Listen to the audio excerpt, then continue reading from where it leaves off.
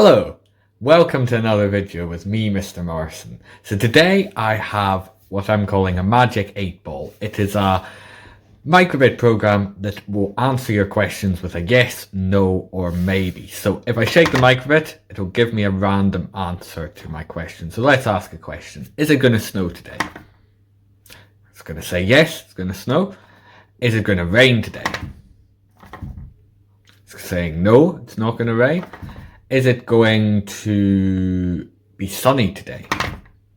It's saying yes, it's going to be sunny. So this is what I'm calling the Magic 8 Ball. Let's get coding. So to create our Magic 8 Ball, we're not going to need OnStarter forever, but the input, the first block we're going to need is our shake. OnShake, which is going to be when we shake it, it'll display something. I'll then put in a clear screen. I like to start with a clear screen, so that just lets us know that the screen is clear before we shake it again.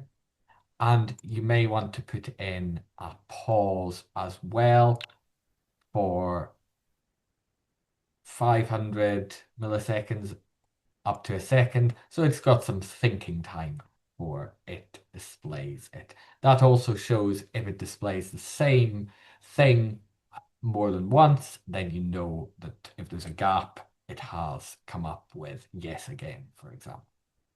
Then I'm going to go in and create a variable, and I'm going to make this variable number, because it's just going to be a number that we generate between 1 and 3, because there's 3 options in our Magic 8 Ball. You could make a Magic 8 Ball with the 8 options. You just need to expand the code that I'm going to show you.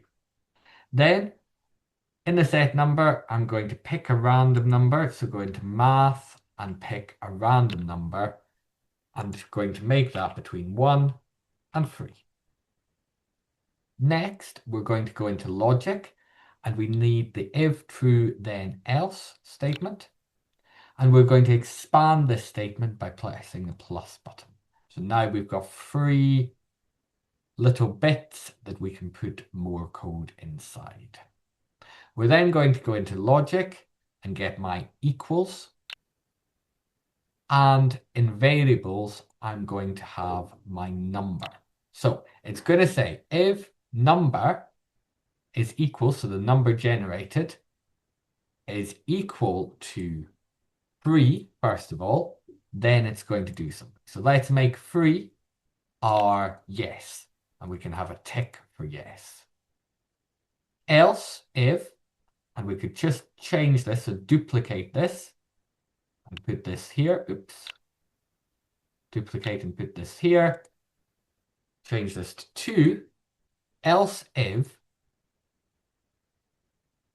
and we'll make this one equal to 2 is going to be our no. So we've got if it's 3, it's yes. If it's 2, it's no. Else just means if it's anything else, which the only other option it can be between 1 and 3 is 1, then we will show a question mark. And there's not a particularly good question mark in here. So I'm going to create my own just using the show LEDs. And I just need to go up, across like that, down. There's a nice looking question mark. So download it onto the microbit, see if it works, and I hope to speak to you in another video very soon.